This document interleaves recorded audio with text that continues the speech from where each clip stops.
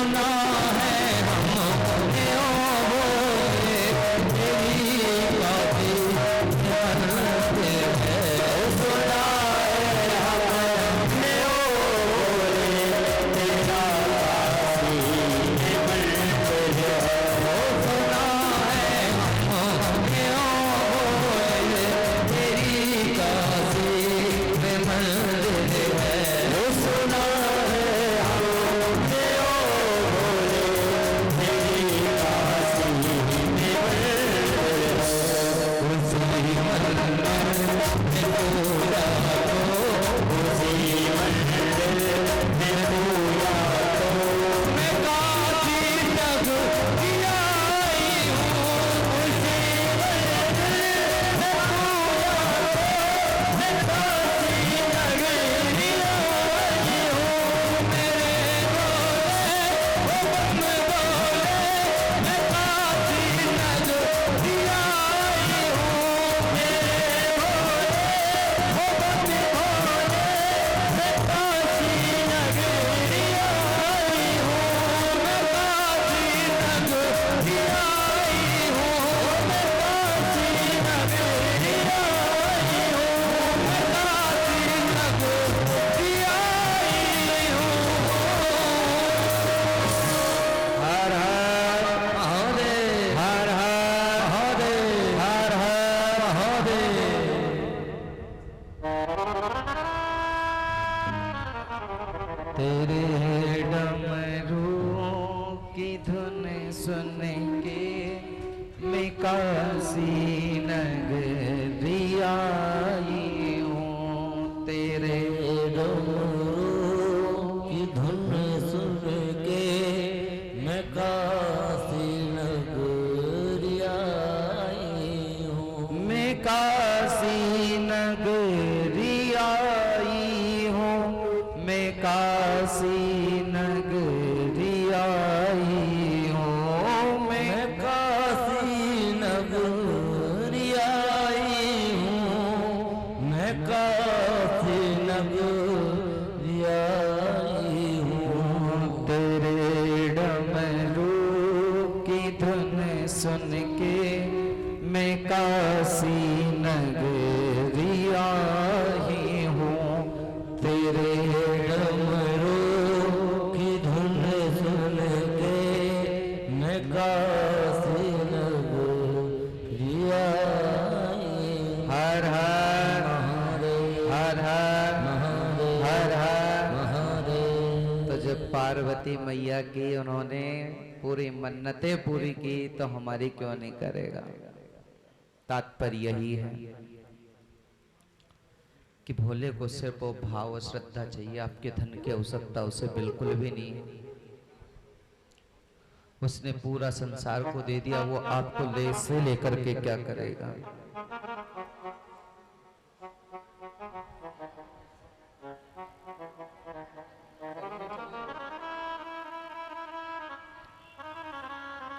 वो आपसे लेके क्या करेगा। वो तो चाहता है मैंने जिसके लिए तुम्हें भेजा है वो काम करूं। हाँ, ऐसा जरूरी नहीं है कि हम बाबा बन जाएं, महात्मा बन जाएं या मीरा बन जाएं तभी जाकर के भगवान मिलेगा। नहीं, उससे तो लगन लगाना पड़ेगा तुम्हें, और बिना लगन लगाए वो नहीं प्राप्त होगा। हाँ, गृहस्थ आश्रम में रहकर के भी जीवन संतों की तरह बिताया जा सकता है। बड़े बड़े मकान तो बन गए,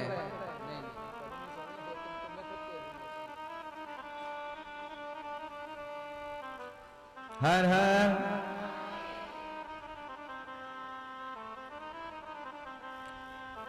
बड़े बड़े मकान तो बना लिए, बड़ी बड़ी गाड़ियों में बैठे हुए हैं, 50-50 लाख की गाड़ी में बैठ करके जा रहे हैं, खूब पैसा कमा लिया, पर लेकिन वो पैसा साथ में जाने वाला आए हैं कैसे यहाँ। जैसे गर्मी के दिनों में आपने देखा होगा कि किसी बंधु ने प्याऊ लगवाया, अब प्याऊ लगवाया तो कोई राहगीरी चाह रहा था और वहां से पानी पी करके वो निकल लिया। अब वहां ठहरा क्या वो? नहीं, रुका भी होगा तो कुछ देर के लिए, ज्यादा देर के लिए नहीं, कुछ क्षण के लिए रुक करके और निकल लिया पानी पी करके। इसी प्रकार से भगवान ने हमको यहाँ पर भेजा है। क्यों?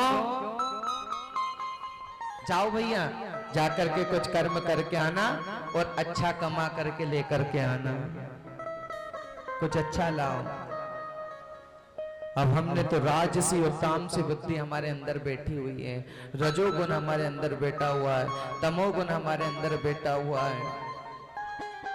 और जब तक रजो और तमो परमात्मा के चरणों में हम समर्पित नहीं कर देंगे, तब तक सत्व गुण हमारे अंदर आने वाला भी नहीं है। विचार करना, 50 लाख की गाड़ी में बैठने वाला, 50 लाख की गाड़ी में बैठने वाला 10 रुपए की मटकी में रख करके गंगा जी पहुंच जाता है। कहां गए? राख हो गया, सब यहीं छोड़ गए, अब कुछ नहीं गया। अच्छा एक बात बताओ,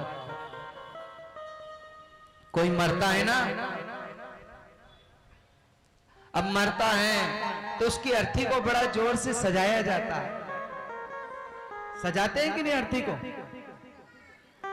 अर्थी को सजाया जाता है, नए कपड़े सऊ को पहनाए जाते हैं, उसके ऊपर फूल चढ़ाया जाता है, गुलाल चढ़ाया जाता है, हाँ, मनक के भुक्कले चढ़ाए जाते हैं और पैसा भी उसके ऊपर फेंका जाता है। अच्छा फूल क्यों चढ़ा है? बोले फूल तो उसके ऊपर इसलिए फेंकते हैं कि इसका परिवार हरा भरा फूलता रहे, इसलिए फूल फेंका जाता है।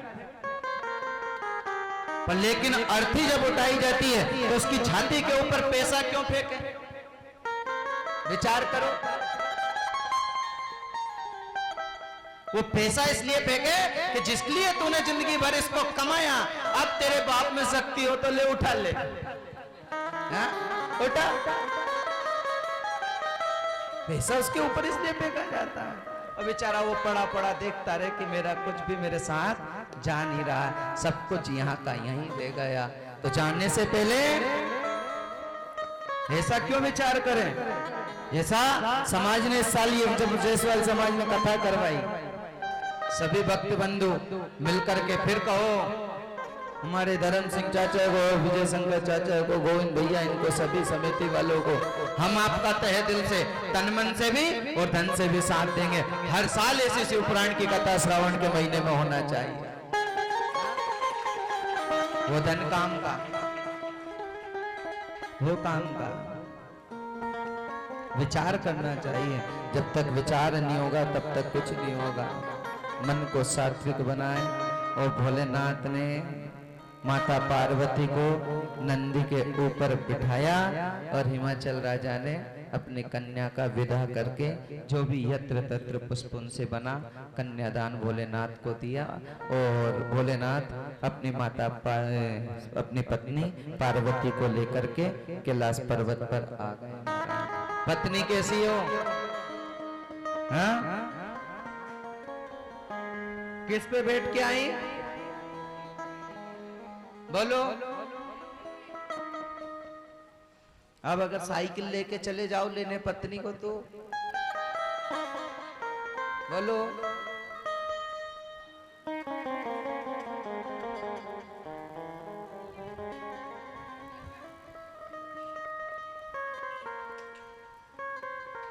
क्या था भोलेनाथ के पास?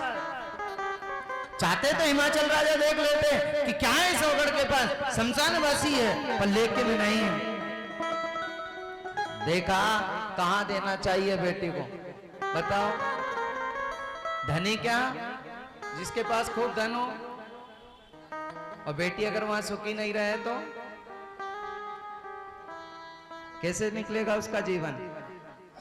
उसका जीवन निकलने वाला नहीं है। लेकिन अगर आपने संस्कारवान बच्चे को, झोपड़ी वाले को भी दे दिया तो एक दिन वो झोपड़ी को महल।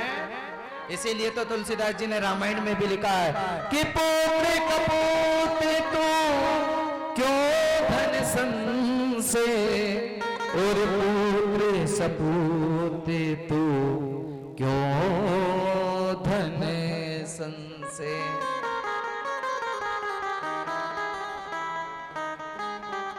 बेटों को संस्कार अच्छे दें। अगर संस्कार नहीं दिया तो चाहे कितना भी देख लेना, करोड़ों रुपए जोड़ लो, लेकिन मांस मदिरा खाने वाला अगर निकल गया, कुसंगति वाला निकल गया, गलत संगत में पढ़ने वाला बच्चा अगर निकल गया तो करोड़ों रुपए को भी। और आप देखना, जिसने भी इतिहास रचा इस धरातल के ऊपर, करोड़पति ने नहीं रचा है, उनके बालकों ने नहीं रचा है। मोदी जी के पास क्या था बताओ? कोई मैं पार्टी से लेना देना नहीं मुझे, कि मैं कांग्रेस का हूं, कि बीजेपी का हूं, कि निर्दलीय के आम आदमी पार्टी। मेरे पास तो जो आया वो सब बराबर, भगवान के धाम में गया, चाहे वो कांग्रेस का हो तो भी बराबर है, वो बीजेपी का है तो भी। पर लेकिन एक उदाहरण है, क्या था? चाय बेचते थे, लेकिन संस्कार ऐसे दिए माँ बाप ने कि आज देखो देश को चला रहे हैं। नहीं तो देश के चलाने वालों ने देश को मिटा भी दिया। बोलो हर हर हर हर हर हर। तो बच्चों को संस्कार ऐसे दे जाएं कि उसके लिए संपत्ति नहीं, संस्कार। तो झोपड़ी को भी महल खड़ा कर देगा, नहीं तो महल को भी वो झोपड़ी बना देगा।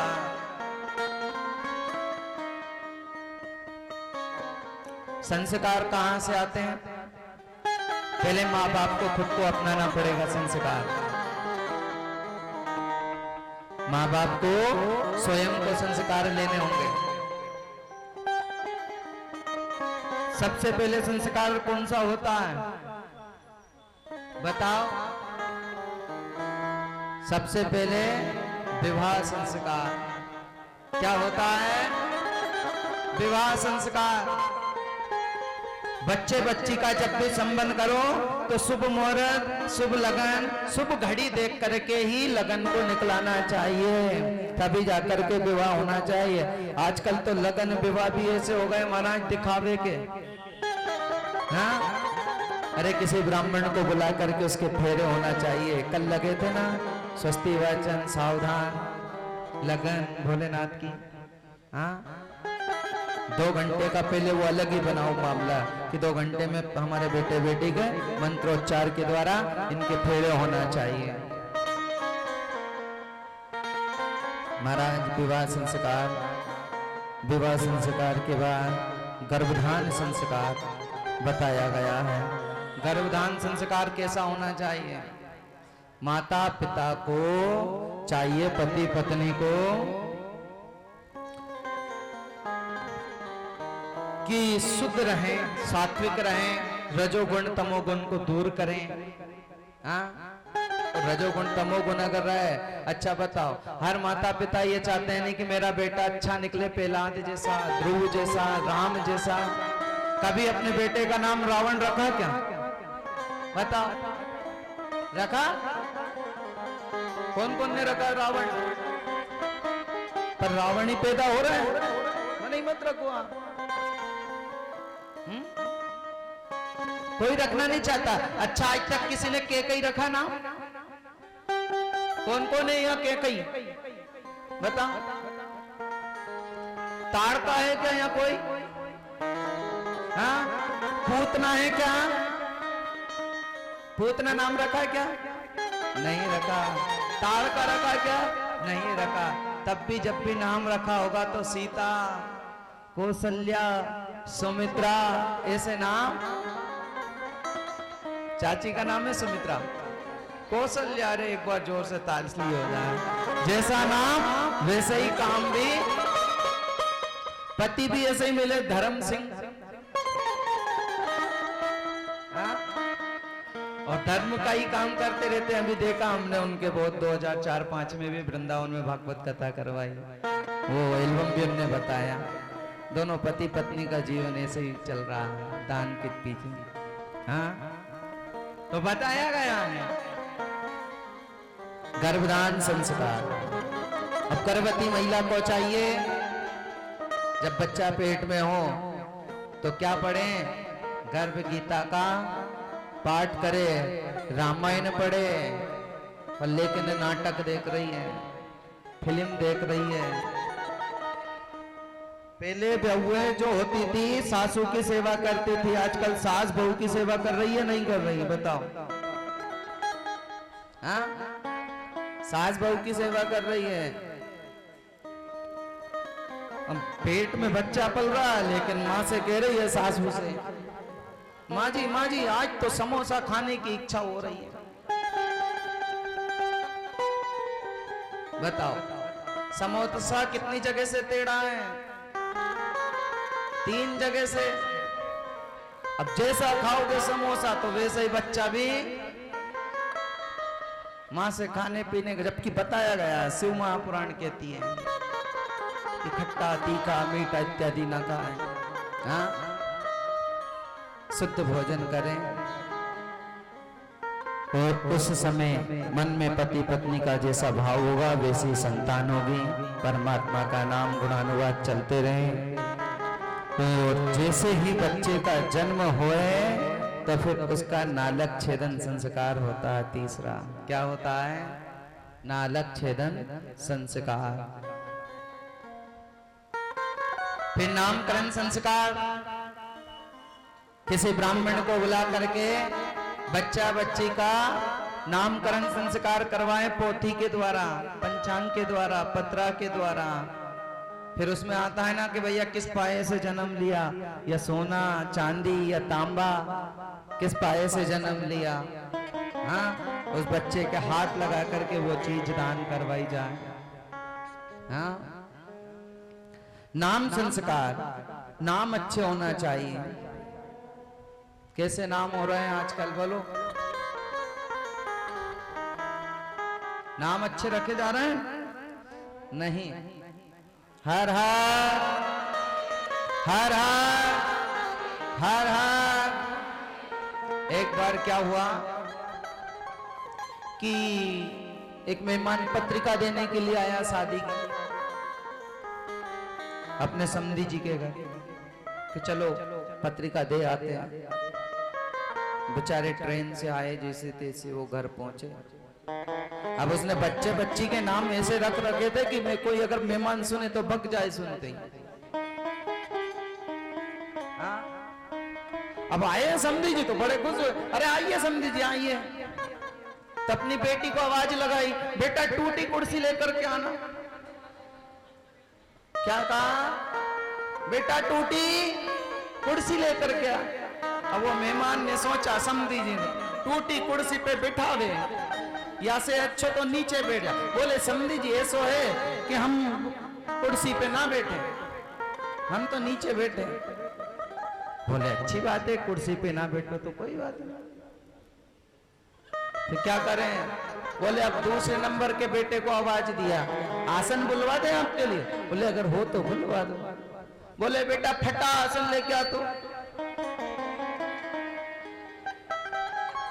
उन्होंने सोचा कि फटे आसन में बिठाए।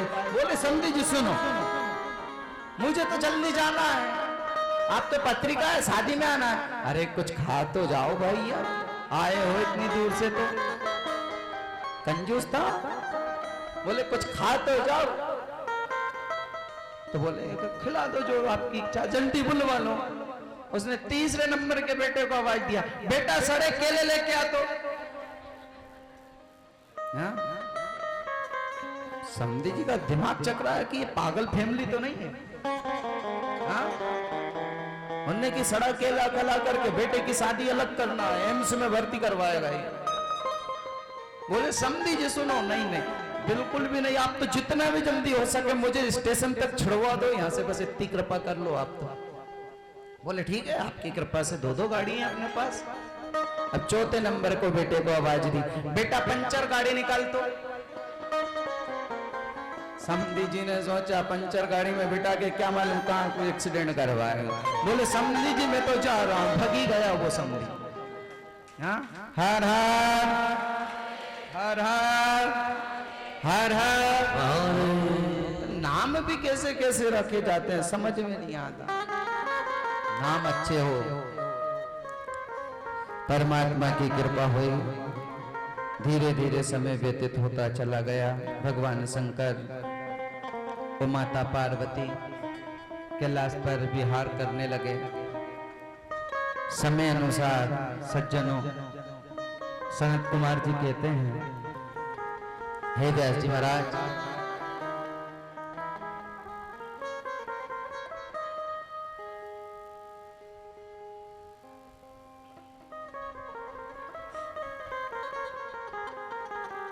हर हर महादेव, हर हर हर हर हर हर। माता पार्वती भोलेनाथ की सेवा करने लगी। पत्नी का पहला धर्म क्या है? किसकी सेवा? पति की सेवा। बेचारो अब तो पति सेवा करे आज के जमाने में, हैं? कौन करे? पति ना करे।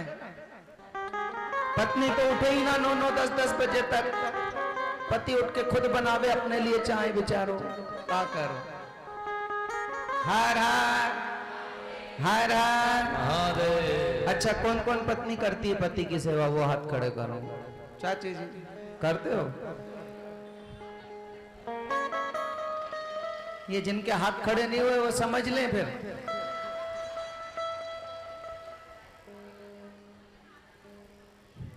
अपने अपने भोलेनाथ से कह दो, पकड़ लो हाथ। कौन के पकड़ना है बताओ? हाँ? भोलेनाथ का पकड़ना है ना कि नहीं पकड़ना है? कौन कौन चाहते हो? पार्वती मैया ने भी कह दिया, श्री राधे पकड़ लो हाथ भोले, पकड़ लो हाथ भोले, नहीं तो पकड़ लो हाथ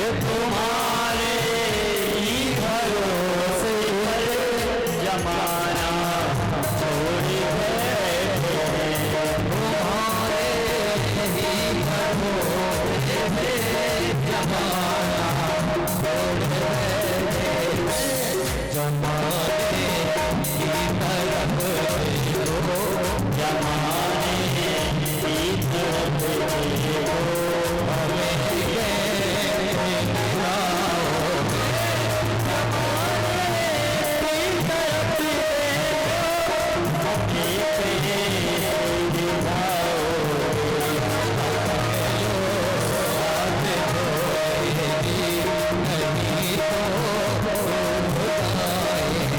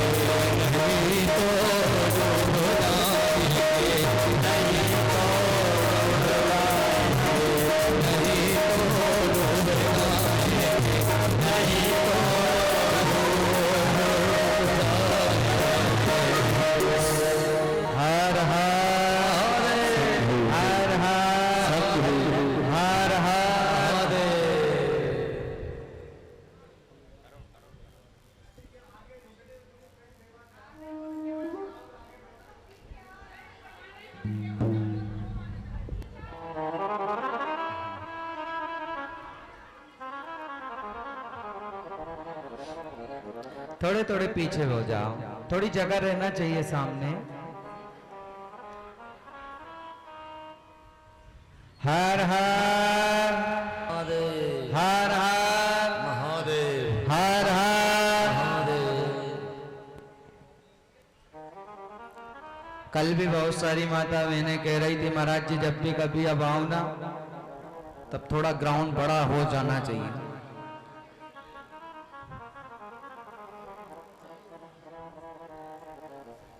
हर हर महादेव हर हर महादेव हर हर। महादेव।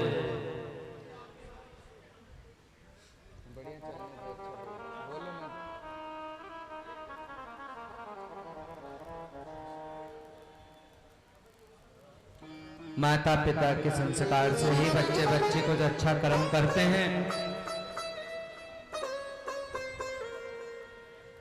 अच्छा कर्म जब करेंगे जब अपन अच्छे लाइन पे चलें, खुद को चलना सीखना पड़ेगा।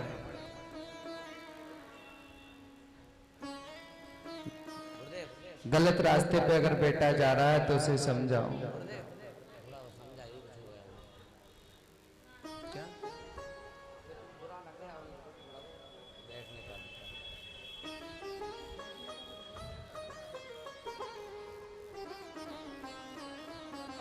हर हर महादेव, हर हर महादेव। देखो यहाँ कथा में कोई किसी का बुरा नहीं मानना है ना।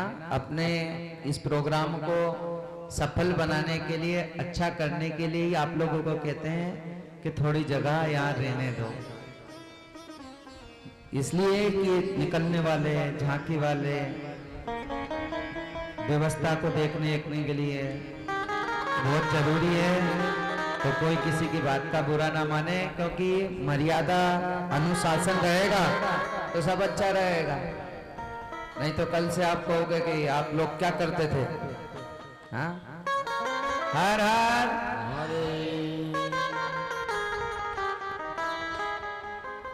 मतंग मुनि की सब्र राजा की एक कन्या थी, और जिसका नाम था सबरी। सब्र राजा की कन्या अधम जाति की थी। देखो भगवान के वो सब बराबर हैं, चाहे वो कुछ भी हो, ब्राह्मण हो, क्षत्रिय हो, शूद्र हो, वैश्य हो, भगवान की निगाह में सब बराबर हैं। हमारा धर्म सबको एक ही मानता है। भगवान ऐसा नहीं है कि हर किसी को नहीं मिले हो, वो तो हर किसी को मिल गए, पर लेकिन एक सेकंड भी जब भी उसके सामने खड़े हो तो सच्चे भाव और श्रद्धा के साथ खड़े हो जाओ। सब्र राजा की एक कन्या हुई। छोटा सा प्रसंग, इस प्रसंग के माध्यम से सुने कि भक्ति कैसे प्रकट होती है, भक्ति कैसे करना पड़ेगी। सब्र राजा की एक कन्या भीलनी जाति की थी और उसका नाम आया सबरी। सबरी जब बड़ी हुई, नवयुवती हुई, तो उसके माँ बाप ने सोचा मेरी बेटी का कन्यादान कर देना चाहिए, विवाह कर देना चाहिए। अब अधम जाति के लोग थे, गलत खाना, जीव जंतुओं की हिंसा करना। तो सब्र राजा ने बरातियों के लिए क्या करा था, बकरे, मुर्गे, मछलियां इत्यादि पाल रखे थे। क्यों? क्योंकि वो बारात जब आएगी तो इनका भोजन उनको दिया जाएगा, इन चीजों का भोजन दिया जाएगा। और जैसे ही एक दिन सबरी अपनी सखी सहेलियों के साथ प्रातःकाल घूम रही थी, अब देखा कि बहुत सारे जीव जंतु एक बाड़े में रुके हुए हैं, बहुत सारे। तो सबरी को दया आई, इनको क्यों रोका गया?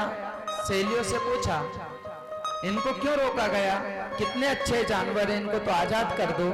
उन्होंने कहा नहीं, आजाद मत कर देना। तो क्यों? बोले तुम्हारी जब बारात आएगी ना, तो बारातियों को इनको काट के इनका मांस बना करके उनको भोजन दिया जाएगा। सबरी को ज्ञान प्राप्त हो गया। सबरी ने कहा अगर मेरे विवाह होने से इतने जानवरों की अगर जान जाती है तो क्यों ना ये शादी मैं खुद ही ना करूं। कैसा ज्ञान प्राप्त हुआ? शादी नहीं करना। सुबह उठी, उस समय तो वहां से चली गई, रात को उठी और उठ करके उसने उस बाड़े का ताला खोला और सभी जानवरों को भगा दिया और खुद भी ऐसी भगी पिताजी के डर के कारण कि जंगल में चली गई। सब्र राजा ने उस कन्या को बहुत ढूंढा, लेकिन वो कन्या नहीं मिली, वो कन्या नहीं मिली।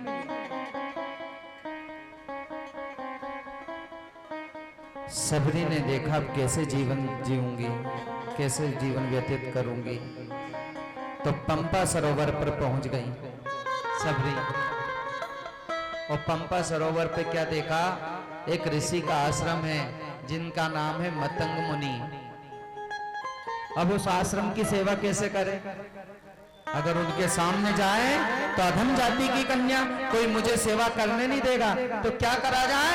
रात को 12 बजे वहां पर एक पीपल था, उस पीपल पे चढ़ के बैठ जाती थी, दिन भर रात भर रहती थी उस पीपे, और रात को उतर करके उस आश्रम की झाड़ू से साफ सफाई, फूल बिछाना, फूल तोड़ करके रख देना, बर्तनों का साफ करके रख देना, ये उस सबरी का काम था।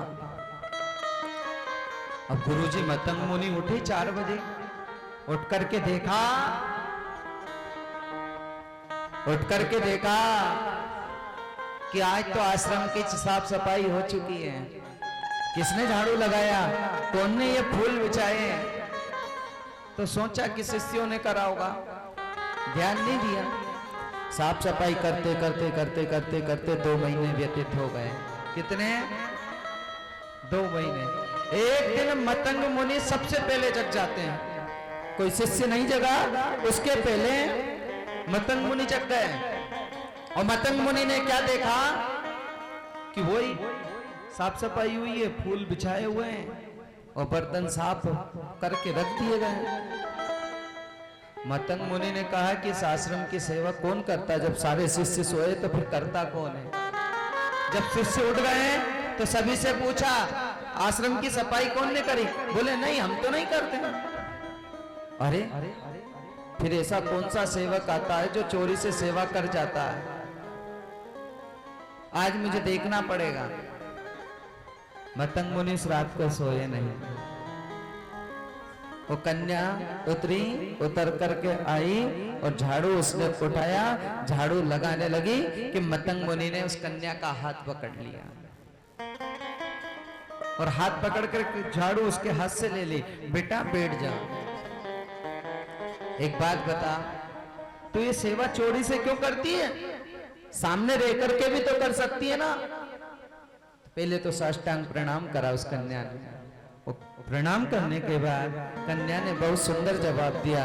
बोले महाराज जी, सामने से तो मैं भी करना चाहती हूँ, सेवा मैं भी करना चाहती हूँ, पर लेकिन मैं अधम जाति की हूँ, मैं नीच जाति की हूँ, तो शायद आपको अच्छा ना लगता। बोले बेटा, ये सेवा झाड़ू लगाने में कोई दिक्कत नहीं, करा कर तू।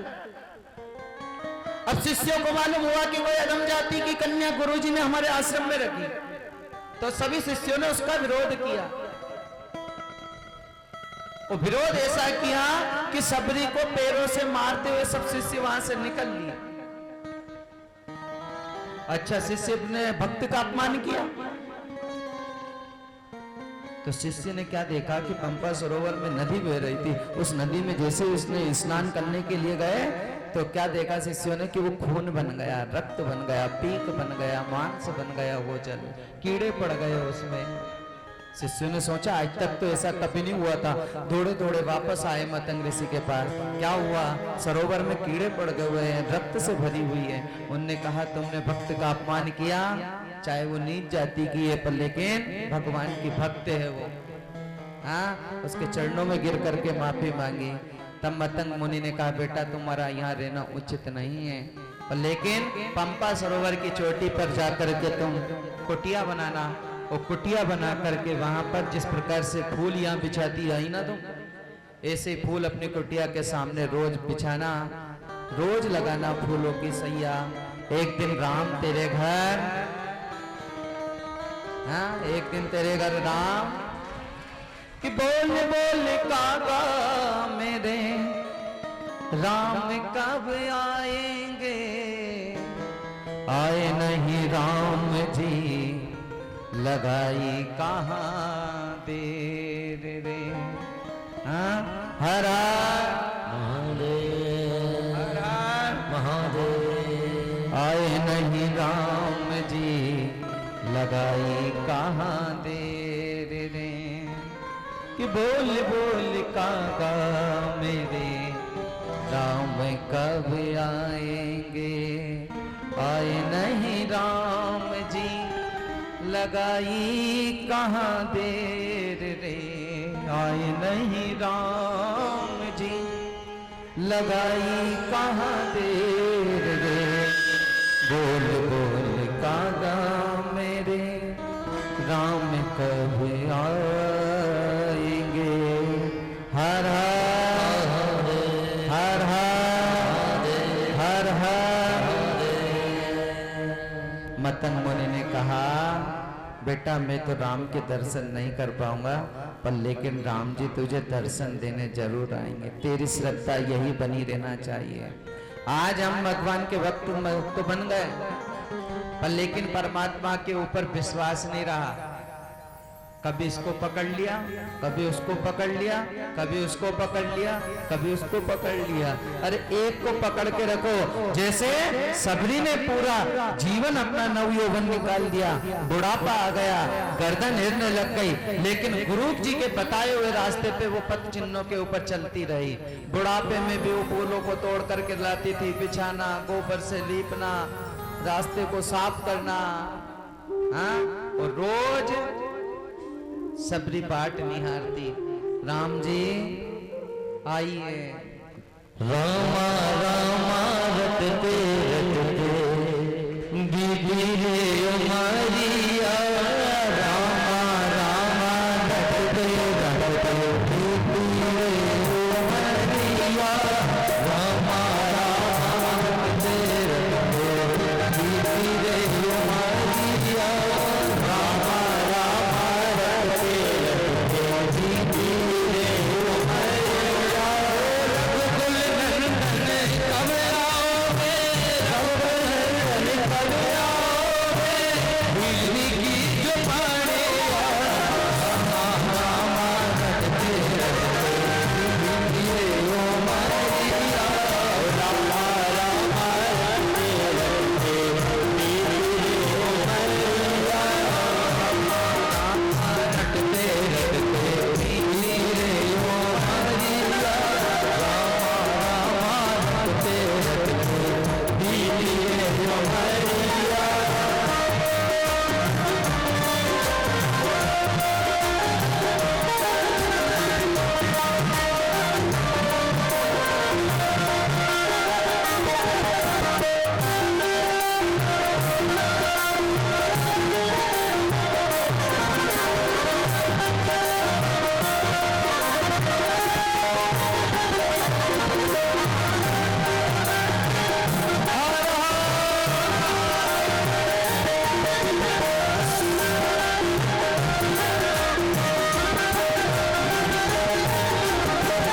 सबरी भेलनी की जाए, भजन भाव नहीं जानो रे, सबरी भेलनी की जाए, भजन भाव नहीं जानो रे, राम तेरे दर्शन के बन में जीवन पालू रे, राम तुम्हारे दर्शन के बन में जीवन पालू रे, चरण कमल से निर्मल कर दो, चरण कमल से निर्मल कर दो, घासी की जवाड़िया, रामा रामा रटते रटते बीबी रे उमरिया, रामा रामा रटते रटते बीबी रे उमरिया। रघुकुल नंदन कब आओगे, रघुकुल नंदन कब आओगे, बिजली की जवाड़िया, रामा रामा रटते रटते बीबी रे उमरिया, रामा रामा रटते रटते बीबी रे उमरिया।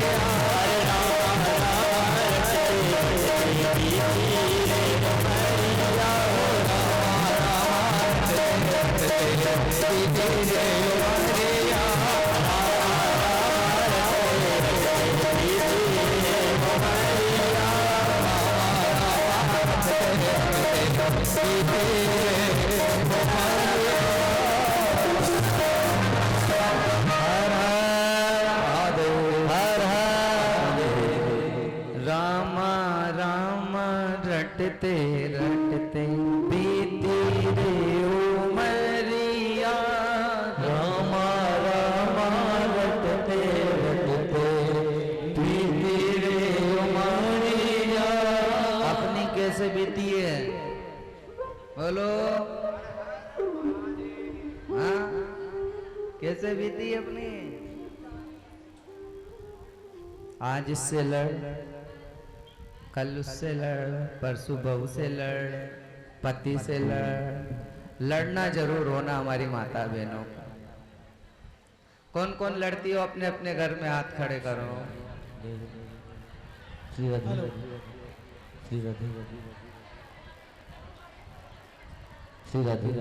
हाँ? महाराज जी लगता है आपको अगली कथा में इनको नहीं बुलाना होगा। माता बहनों की ज्यादा काट छाट करोगे तो आगे कथा में नहीं आएगी ये। उनने कहा है कि गुरुजी आप कुछ भी कहो तब भी हम तो कथा में तो आएंगे। श्री राधे जय राधे श्री राधे। अच्छा कौन कौन लड़ती हो अपने अपने घर जाके? हाँ? देखो एक आदमी तो दिल से खड़ा हो गया, मैं तो लड़,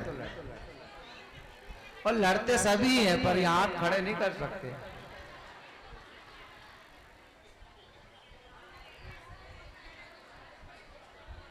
जब भोलेनाथ जैसों में लड़ाई झगड़ा हो गया, हाँ? हर हर महादेव। चलो आज से संकल्प ले, कौन कौन नहीं लड़ेंगे आज से?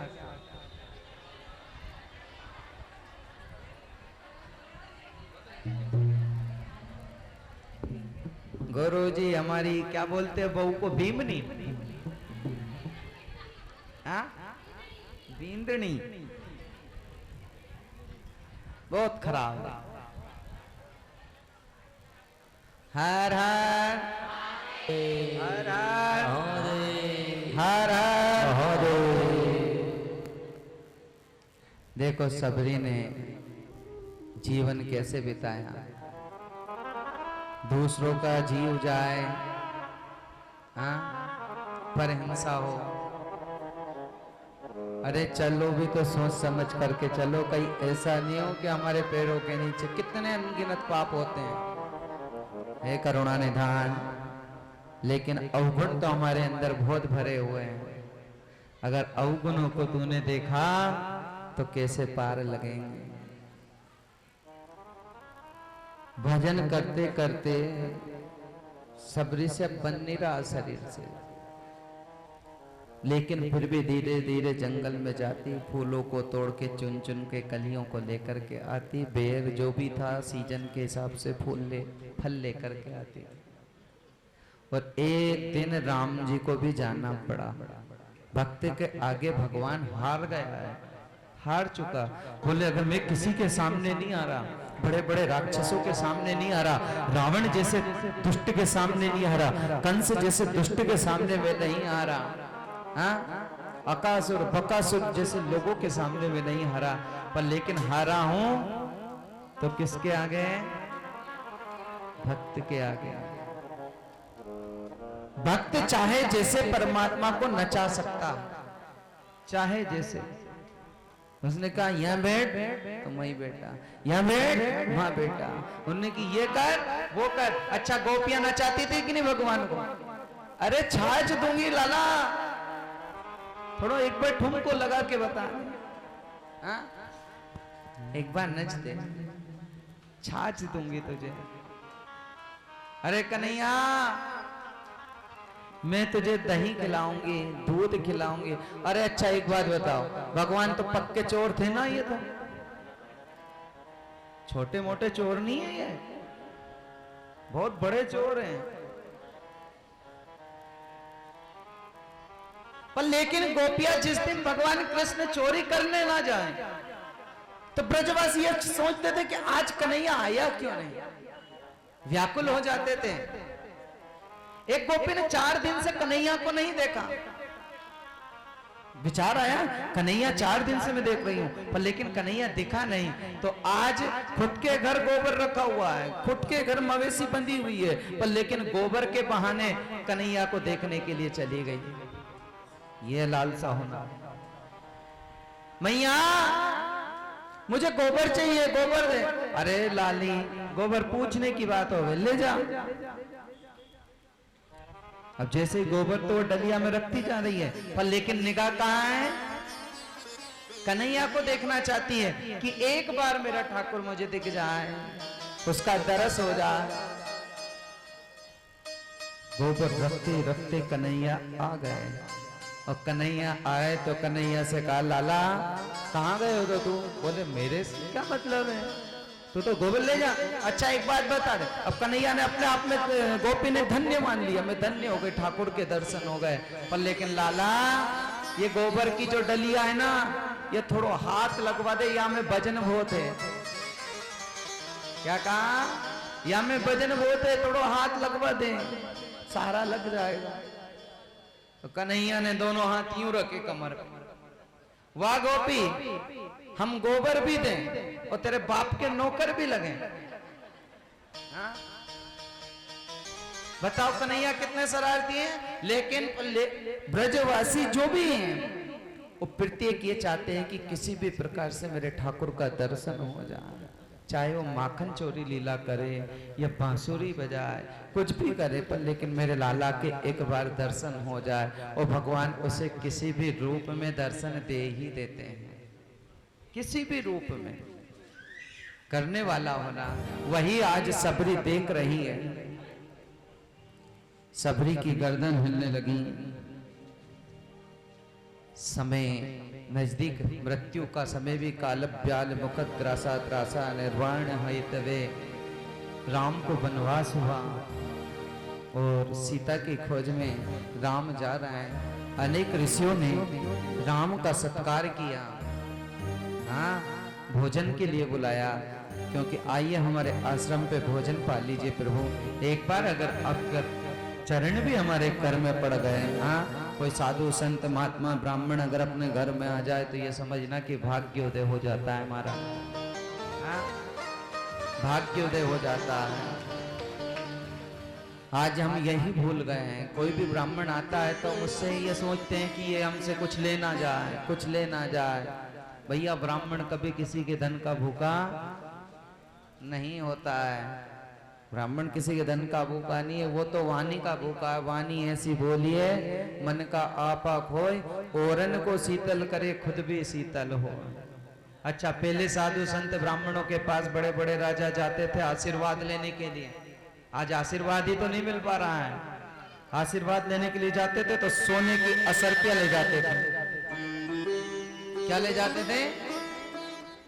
तब जाकर के आशीर्वाद प्राप्त होता था। आजकल के तो ब्राह्मण बेचारे इतने अच्छे हो गए कि कोई चरणों में झुके कि पूरा आशीर्वाद दे डाले। हाँ, तभी तो गीता में भी, रामायण में, भागवत कथा में सर्वोपरि है साधु संत ब्राह्मण। तभी तो एक गीत श्लोक बोला जाता है, पुजारी जी जब पूजा करवाते हैं कि नमो ब्रह्मण देवाय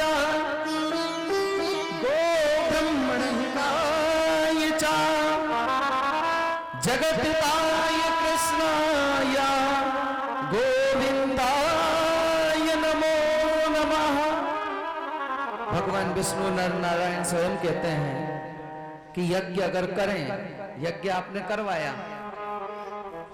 यज्ञ में कुंटलों से आपने तिल की आहुतियां दी, कुंटलों से आपने घी छोड़ा, पर लेकिन ब्राह्मण को भोजन नहीं करवाया तो यज्ञ अधूरा रहता है। तभी तो कहते हैं कि ब्राह्मण का मुख जो है वो हवन कुंड है। और ब्राह्मण के मुख में अगर ग्रास चला जाए, कोई साधु संत ब्राह्मण को बिठा करके अपने घर अगर भोजन करा दिया तो ग्रास अगर चला गया तो बताया गया, शास्त्रों में निर्णय लिया गया 88,000 ऋषियों ने कि वो किसी यज्ञ से कम नहीं है। नमो ब्राह्मण देवाया गो ब्राह्मण हिताय च। अब ब्राह्मण भी कैसा हो, लोभी ना हो, लालची ना हो, हाँ, भक्त हो, परमात्मा की सेवा करने वाला ब्राह्मण हो, संध्या उपासन गायत्री करने वाला ब्राह्मण हो तो सर्वोपरि है महाराज। बड़े बड़े ऋषियों ने रोका, लेकिन फिर भी राम ने कहा कि मेरा भोजन कहाँ है। 56 प्रकार का भोग, बड़े बड़े वशिष्ठ, विश्वामित्र इत्यादि, च्यवन, गौतम, अनेक ऋषियों के आश्रम पड़े हुए थे रास्ते में। राम को रोका गया भोजन के लिए कि आप भोजन हमारे यहाँ कर जाओ। राम ने मना कर दिया। क्यों? क्योंकि कोई मेरी रास्ता देख रहा है, किसी ने निमंत्रण मुझे पहले दे चुका है। और वो कौन थी? सबरी। उस सबरी के कुटिया पे परमात्मा पहुंचे। आज सबरी ने जब राम को देखा तो उछल गई, भाव में बेहोर हो गई मेरी सबरी। आज मेरे राम आए हैं, किधर बैठा हूं। सबरी चाहती है कि राम मेरे हर कोनों में, हर जहां जहां भी मेरी जगह है वहां पैर रख दे तो वो जगह शुद्ध हो जाए। राम को फिरा रही है इधर उधर, राम यहां बैठ जाओ, राम यहां बैठ जाओ, राम यहां बैठ जाओ। चौकी हाथ में रखी हुई है और एक जगह ले जा करके राम को उल्टी चौकी के ऊपर बिठा दिया महाराज। चौकी भी बिछाई तो कैसी, वो पटला जो होता है वो उल्टा करके बोले राम पधारो, बैठिए। राम बैठे, जल से चरणों को धोया, चरणामृत लिया, अपनी कुटिया में वो बचा हुआ जल छीटा। राम मैं आपके लिए कुछ फल लेकर के आई हूं। कैसा भाव हो, खिलाने वाले का भाव हो ना, कैसा हो भाव। राम मैं कुछ लेकर के आई हूं, आप पा लीजिए। राम ने कहा भूख तो बहुत लगी है माँ, अगर कुछ हो तो जरूर दीजिए। सबरी दौड़ी दौड़ी गई और उस समय बोर का सीजन चल रहा था, डलिया में बोर रखे हुए थे, बोर लेकर के आई और जैसे ही बोर लाई, एक बोर उठाया, पहले खुद ने चखा।